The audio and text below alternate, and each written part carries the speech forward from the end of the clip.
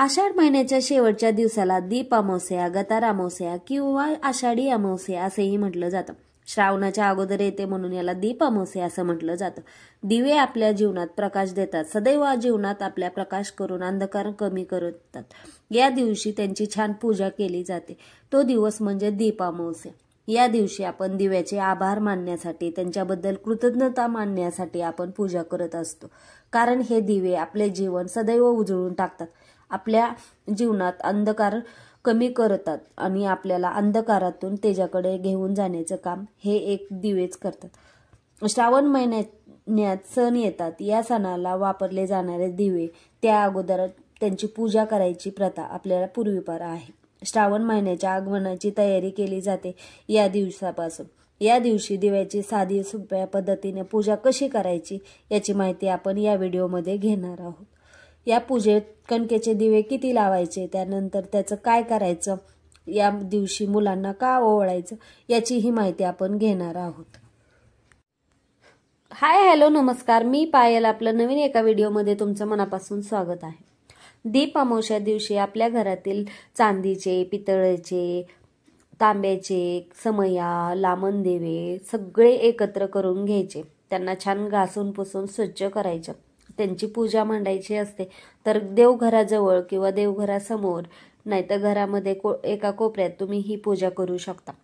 ही पूजा करताना कुठले मंत्र म्हणायचे, कशी पूजा करायची हे मी पुढे व्हिडिओमध्ये तुम्हाला सांगणार आहे।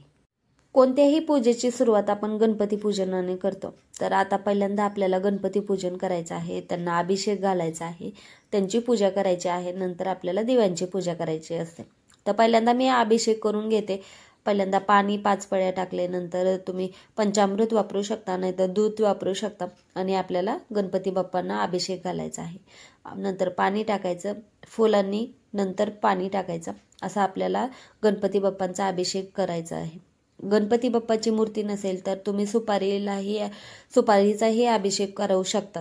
त्यानंतर आपल्याला जे पाट मांडला आहे त्याच्या खाली रांगोळी काढून घ्यायची आहे आणि त्याच्यावर आपल्याला एक वस्त्र अंथरून त्याच्यावर दिवे ठेवायचे आहेत। दिवे स्वच्छ घासून पुसून स्वच्छ केलेले असावे आणि त्याच्या खाली आपल्याला तांदळाच्या राशी घालायच्या आहेत। सगळे दिवे ठेवून घ्यायचे आहेत। त्यानंतर गणपती बाप्पाची आपल्याला पूजा करायची आहे। गणपती बाप्पा खाली हे आपण तांदळाची राश ठेवायची आहे, त्याच्यावर गणपती बाप्पांना ठेवायचं आहे।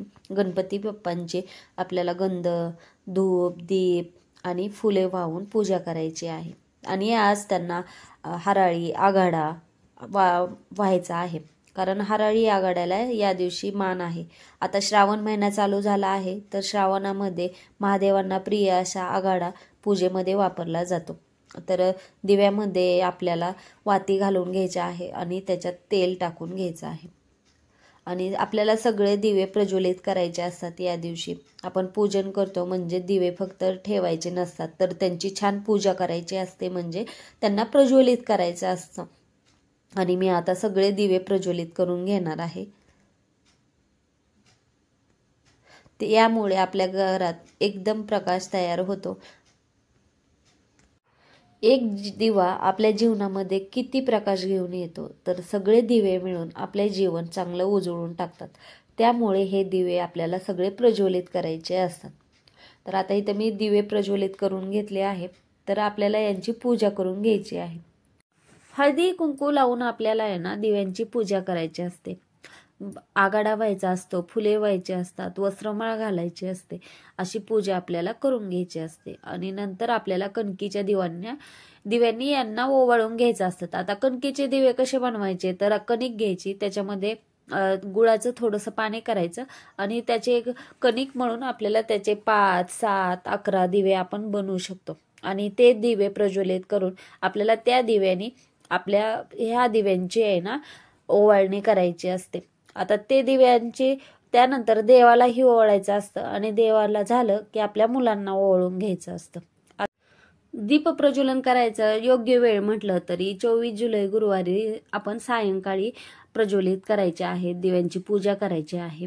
तर शुभ मुहूर्त आहे सायंकाळचा, तर तुम्ही त्यावेळेस दिव्यांची पूजा करून त्यांना प्रज्वलित करू शकता।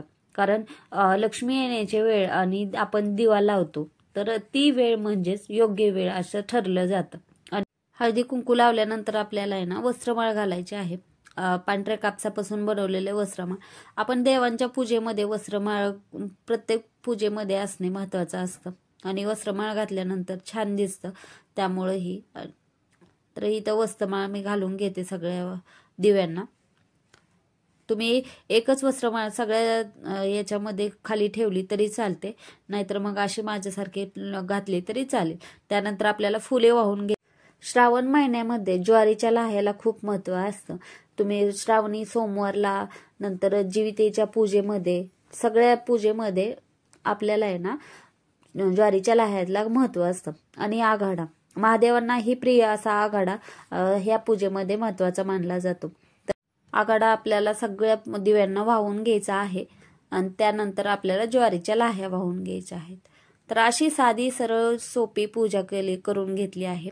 आणि आता ही पूजा करून झाली आहे, तर आता याला आपल्याला कणकेच्या दिव्याने आहे ना ओवाळून घ्यायचं असतं. आता मी कणकेचे दिवे प्रज्वलित करून घेते आणि आपल्याला त्या दिव्याने ओवाळून घ्यायचं आहे आणि प्रार्थना करायची आहे की हे दिव्या तू माझ्या आयुष्यामध्ये प्रकाश घेऊन ये, आमचे आयुष्य उजळून टाक, आमचे कल्याण कर, आमच्या मनातल्या इच्छा पूर्ण कर. त्यानंतर आपल्या मुलांना, देवांना पहिल्यांदा ओवाळायचं आणि नंतर मुलांना ओवाळायचं आहे. मुले हे आपल्या वंशाचा दिवा असतात, त्यामुळे त्यांना ओवाळायचं असतं. त्यांचे आयुष्य वाढावे, आरोग्याची प्राप्ती व्हावी, त्यासाठी त्यांना दिव्यांनी ओवाळायचं असतं. मुलांना दिव्यासारखे तेज लाभू दे, त्यांच्या जीवनात सदैव उजळून निघू दे, हे करता आपल्याला त्यांना ओवाळायचं असतं. आणि जे आपण दिवे केले आहेत ते तुम्ही गायींना देऊ शकता, नाहीतर आपण त्याच्यात तुपाच्या वाती प्रज्वलित करतो, त्यामुळे तो प्रसाद म्हणूनही ग्रहण केला जाऊ शकतो आणि छान लागतात ते. आपण प्रसाद म्हणून सगळ्यांनी खाऊ शकतो. तर त्यानंतर आपल्याला शुभम करोती म्हणायचं आहे. शुभम करोती कल्याणम आरोग्यम धनसंपदा शत्रुबुद्धी विनाशाय दीपज्योती नमोस्तुते दिव्या दिव्या दीपका. आजची पूजा तुम्हाला कशी वाटली नक्की कमेंट करून सांगा. व्हिडिओ आवडला असेल तर लाईक करा, शेअर करा, सबस्क्राईब करा. भेटूया नवीन दिवशी. तोपर्यंत श्री स्वामी समर्थ. संपूर्ण व्हिडिओ बघितल्याबद्दल तुमचे मनापासून